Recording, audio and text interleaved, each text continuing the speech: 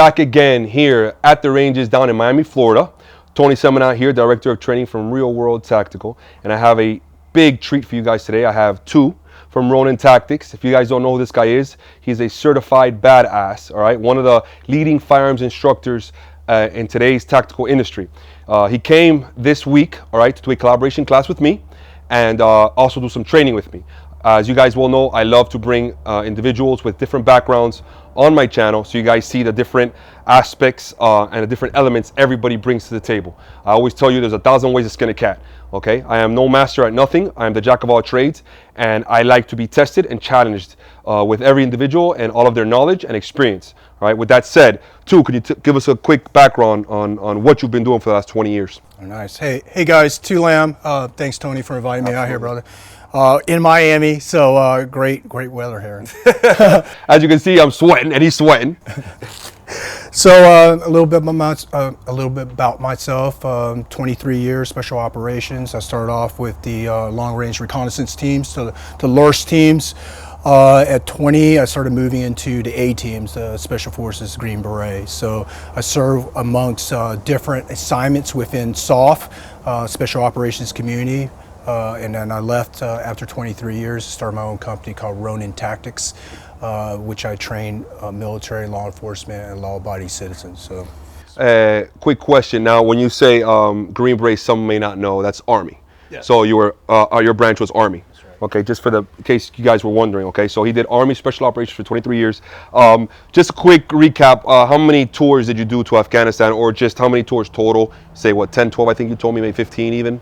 Yeah, I mean, yeah, 8 tours in Iraq, a few to Afghanistan, some to Somalia, Yemen, Libya. Yeah, so it's just so guys, so you understand, okay? What I mean by tours is, he was in combat, he was in war for a good 15 years. You know what I'm saying? So this guy is coming back to the United States and bringing that experience of combat and war through all the years that he's gotten, all the knowledge that he's gotten over the years, and that's why he's here with me. What do you see in regards to some of the firearms instructors that do come back from the military and war in their special operations, and them trying to transition back into the civilian world and teaching law enforcement and how it differs from military style engagement to now you're talking about urban environment, police environment? How would you see, do you see that there is a need to change the tactics, to change everything that they're doing? Or do you think that they should continue the way that they teach in the military, military style?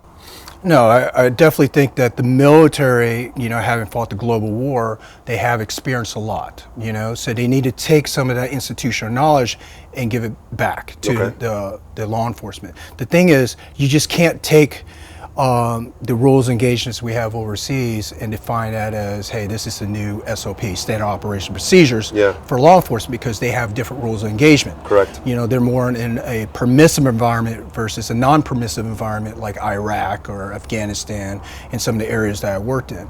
But having worked in SOF in a community for so long, we started branching out in a global pursuit. So President Bush Jr. Executed an execution order for us to start hunting the global war on terror. Okay. So we started seeking out these doing more fugitive recovery and so high-value individuals outside of just combat zones. So we call those conflict zones. Okay. So my rules of engagement was a little bit different in those areas. We didn't have the rules of engagement we had in Iraq in times of war. Yeah. So when we're working in countries like Yemen or Libya, you have to take it almost like a law enforcement approach to it. Okay. So because I had that snapshot, I was able to take the experience and kind of dilute it a little bit, change up the SOPs, trying to understand what the law enforcement officers are dealing with these days, the more complex situations they're dealing with these days, and then take my military training, tweak it into this operational environment. Awesome. So you just can't take a military tactic that was developed for war and put it into law enforcement, because it's just a different environment. Yeah, like I always say, guys, I preach, you're accountable for every single round.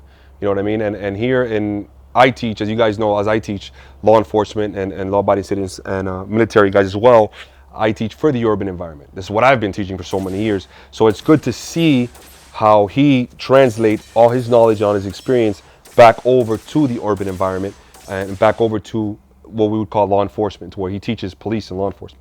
But there's a lot of agree with me if I'm wrong, there's a lot of military guys that don't do that. That they just pretty much just teach exactly what they've learned, and they don't try to translate it over to like the law enforcement style of teaching. You know? Yeah. Some of the common trends I see from some of my military peers that got out is, break contact drills.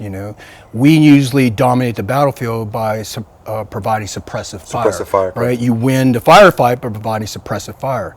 And overwhelming sectors, overwhelming firepower. Yeah. The problem with that is when I started working with NYPD, when I started working around the Dallas area, these build-up urban environments, I had to take a step back and look that you just can't shoot like that. You can't just shoot sporadically to gain fire superiority because you have non-combatants around, a lot of non-combatants. Yeah, you have friendlies. Right. So, like you and I would talk about, if let's say we peel out and we break contact, there might not even be a shot fired. Yeah. You're just moving to close in ground with that threat, yeah. right? To contain, isolate that threat.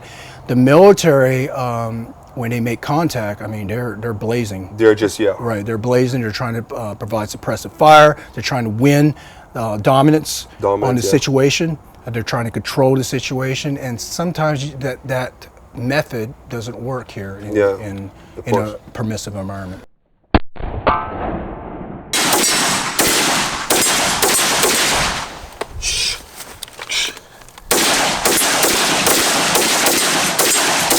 Well, guys, that pretty much concludes our little interview here. It was awesome training with Tu. Pretty much on to the next one, guys. Subscribe, comment.